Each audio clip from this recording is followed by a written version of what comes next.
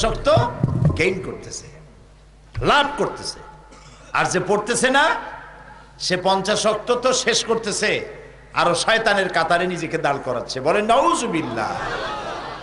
আল্লাহর নবী বলেছেন, মান তারাকা সালাতান মুতাআম্মিদান ফাকাদ কাফারা, ইচ্ছে করে যে নামাজ ছেড়ে দিল কাফের হয়ে গেল। বলেন নাউজুবিল্লাহ। সবাই বলেন নাউজুবিল্লাহ। ইচ্ছে করে নামাজ ছেড়ে দিল তো কাফের হয়ে গেল। প্রিয় ভাই সব, লা দীনা লিমান লা সালাতা লাহু, যে ব্যক্তি নামাজ পড়ে না তার কাছে দিন নাই, ধর্ম নাই, ইসলাম নাই, কিচ্ছু নাই। তো নামাজ না পড়লে কি হয়ে যাবে বলেন তো আপনারা বলেন? রাসূলুল্লাহ বলেছেন নামাজ না পড়লে কি হবে? বিশ্বাস করুন আমার মুসলমান ভাইরা, যারা নামাজ পড়ে না, বালেগ হয়েছে, নামাজ পড়ে না, ইচ্ছে করে নামাজ ছাড়ে, তারা নিজেদেরকে মুসলমান বলে দাবি করার অধিকার হারায় ফেলে। অধিকার নেই। আর একটা কঠিন হাদিস শুনাই, বলবো। রাসূলুল্লাহ বলেছেন, যে ব্যক্তি ইচ্ছে করে নামাজ ছেড়ে দেয় তার উপরে আল্লাহর কোনো দায়িত্ব নাই। ইন্না লিল্লাহি ওয়া ইন্না ইলাইহি রাজিউন, আল্লাহর কোনো দায়িত্ব নাই তার প্রতি। আরেকটি হাদিস হচ্ছে, যে ব্যক্তি ইচ্ছে করে নামাজ ছেড়ে দেয় আল্লাহ এবং রাসূলের সাথে তার সম্পর্ক ছিন্ন হয়ে যায়, কাট হয়ে যায়। আমরা কি চাইবো আল্লাহ রাসূলের সাথে আমাদের সম্পর্ক নষ্ট হয়ে যাক? চাইবো? তা আমরা কি এখন ওয়াদা করতে পারবো জীবনে আর নামাজ ছাড়বো না? পারবো ওয়াদা করতে?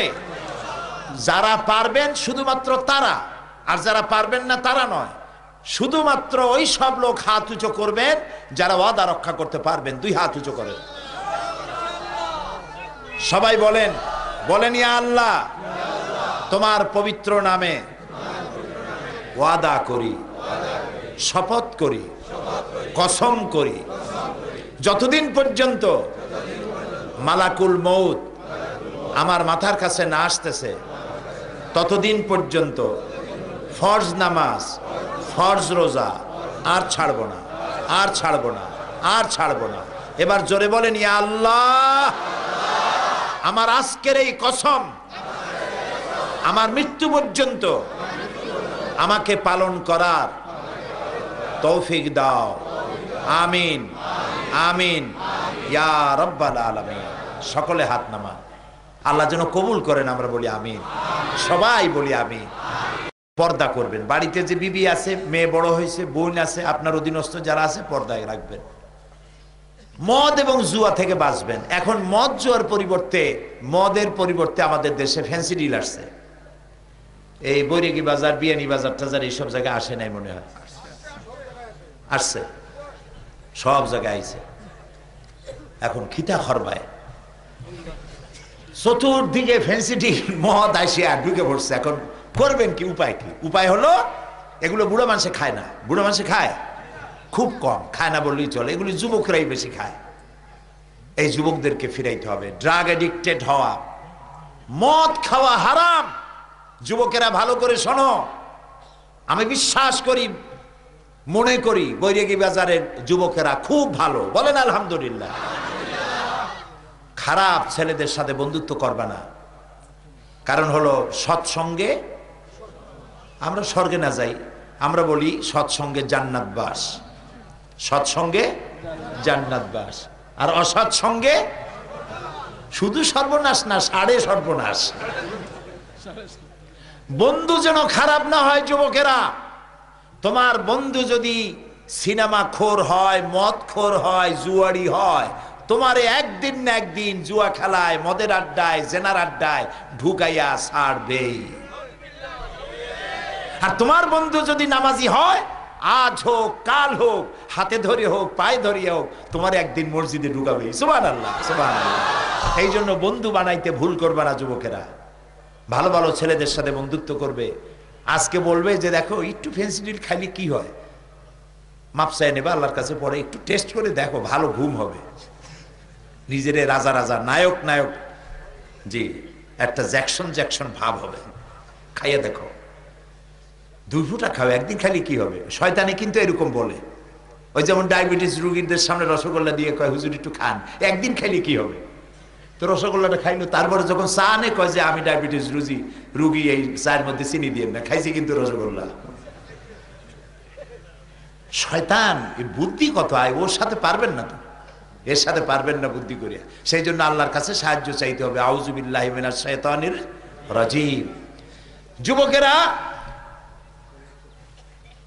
তোমার যে বন্ধু তোমাকে ফেন্সিডিল খেতে বলবে, গান শুনতে বলবে, সিনেমায় যেতে বলবে, তুমি মনে করবে এটা বন্ধু নয়, এটা বন্ধুরূপী শয়তান। এটা বন্ধু নয়, এটা বন্ধুরূপী, জোরে বলো, শয়তান। আর যে বন্ধু তোমারে বলবে চলো ভাই নামাজে রক্ত হয়েছে, এতক্ষণ তো গল্প করলাম, এতক্ষণ তো খেলাধুলা করলাম, আজান হয়ে গেছে, চলো ভাই নামাজ পড়ে আসি, তারপর আবার খেলবো না, তুমি মনে করবে এটা বন্ধু না, এটা ফেরেশতা। সুবহানাল্লাহ। এই জন্য বন্ধুত্ব করতে হবে ভালো ছেলেপেলের সাথে।